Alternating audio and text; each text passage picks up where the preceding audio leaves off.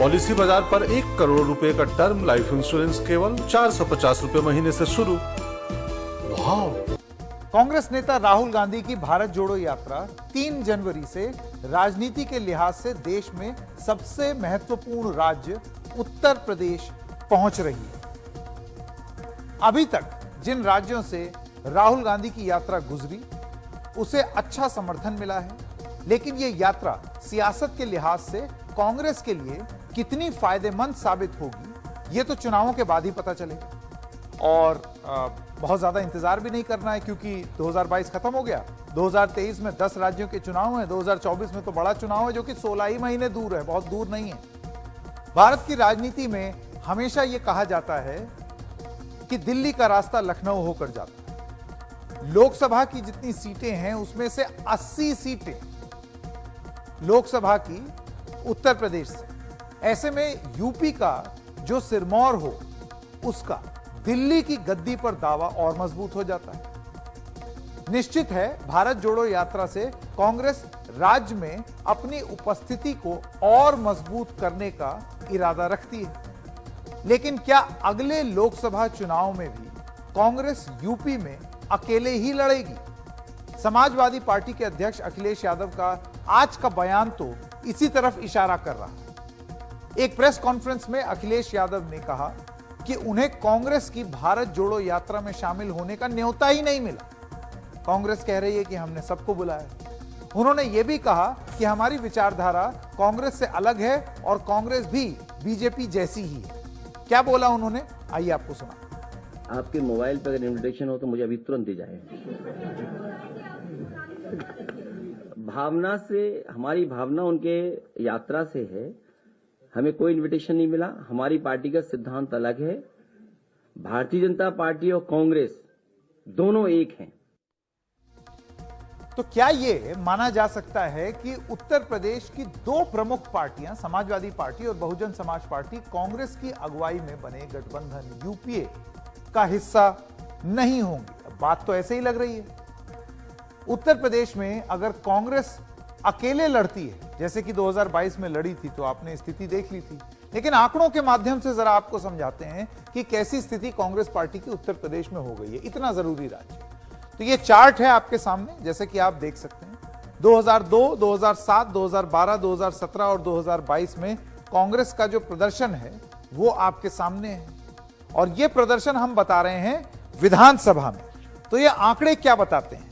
कांग्रेस की लाइन देखिए, 25 लाए 2002 में, 2007 में 22, 2012 में 28, 2017 में 7, और ये 403 में से है। 2017 में 7 और 2022 में 2 सबसे महत्वपूर्ण राज्य। और बीजेपी कहां है, उनका कर्व देखिए कैसे एकदम से ग्राफ ऊपर उठा है। 88 थे 2002 में, 51 पर गिरे, 47 पर आ धमके 2012 में, लेकिन 2017 में 312 ले आए। और अभी 2022 में जो चुनाव हुए उसमें 273 ले आए।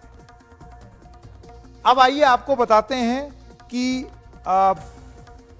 उत्तर प्रदेश में ही लोकसभा में कांग्रेस पार्टी का क्या हाल रहा है, वो आपको जरा स्क्रीन पर दिखाएं। और उसके बाद ये जो हम बिल्डअप कर रहे हैं, ये हम क्या कहना चाहते हैं आपको उसके बारे में बताएंगे। तो वो आंकड़े आपको जरा दिखा देते हैं।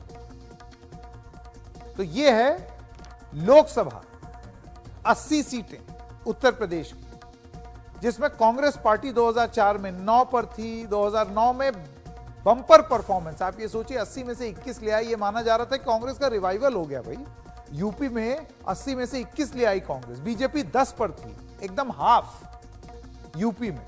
लेकिन 2014 में कांग्रेस आके गिरी धड़ाम से 2 पर, और 2019 में 1 पर, वो भी सोनिया गांधी की सीट। और बीजेपी का ग्राफ 2009 में 10 से बढ़ के 71 चला गया 14 में, और फिर 62 2019 में। अब 24 की गणित क्या होगी, यह बड़ा अहम है। लेकिन इन सब चीजों को लेते हुए आपको जो हम मेन बात बताना चाह रहे हैं वो ये है कि कांग्रेस के अंदर से कांग्रेस कैसे लड़के तैयार होगी। आप भारत जोड़ो यात्रा कर लीजिए, माहौल बना दीजिए, लेकिन क्या चुनाव जीत पाएंगे? 10 चुनौतियां हैं 2023 में, और 16 महीने में 2024 की चुनौती है। और कल हमने आपको सुनाया था कि किस तरीके से कांग्रेस के एक नेता जिनका नाम है पी चिदम्बरम, उनका एक बयान था जिसमें वो ये कह रहे थे कि 24 की तैयारी जिस तरीके से बीजेपी कर रही है उस तरीके से या up to the mark Congress party की नहीं है और वो तैयारी करनी चाहिए। तो ये तो चिदम्बरम का कल का बयान था। अब इसके साथ साथ आज ए.के. एंटनी, एक और वरिष्ठ नेता, आप सोचिए 2 दिन 2 नेता 2 नसीहत। कल पी चिदम्बरम ने नसीहत दी घर दुरुस्त करने की और आज नसीहत दे डाली ए.के. एंटनी ने, बहुत ही वरिष्ठ पूर्व मंत्री रह चुके हैं। उनका यह कहना है कि आप बहुसंख्यकों के बिना चुनाव लड़ ही नहीं सकते। ये वो ए.के. एंटनी हैं जिन्होंने 2014 में जब कांग्रेस हारी थी तो अपनी एक रिपोर्ट प्रस्तुत की थी, जिस रिपोर्ट में इन्होंने ये कहा था कि बहुत ज्यादा माइनॉरिटीज की बात करने का एक खामियाजा भुगता Congress party.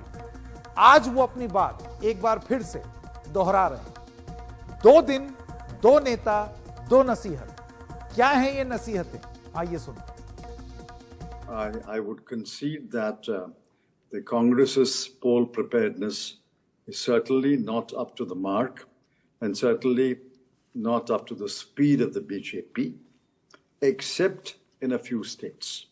And the word except is important. I think our poll preparedness is extremely good in Kerala, now in Karnataka. It was in Himachal Pradesh. I think it's good in Rajasthan, and I think Madhya Pradesh is coming up to speed. Chhattisgarh is also very good. In other states, I concede that the poll preparedness is not up to mark, and each state PCC must learn the lessons from other state PCCs as well as from the BJP and begin their work towards poll preparedness.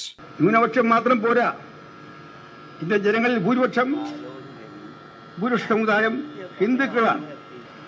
ഇവിടെ മുസ്ലിമിന് പള്ളിയിൽ പോകാം, ക്രിസ്ത്യാനിക്ക് പള്ളിയിൽ പോകാം. ഹൈന്ദവ സുഹൃത്തുക്കൾ ആരെങ്കിലും അമ്പലത്തിൽ പോയാൽ, നെറ്റിയിൽ തിലകം ചാർത്തിയാൽ, ചന്ദനക്കുളിയിട്ടാൽ ഓളം തന്നെ അവർ മുതു ഹിന്ദുത്വ സ്വീകരിക്കുന്ന സമീപനം, ആ സമീപനം മോഡിയുടെ ഭരണം വീണ്ടും വരാൻ മാത്രമേ സഹായിക്കുകയുള്ളൂ.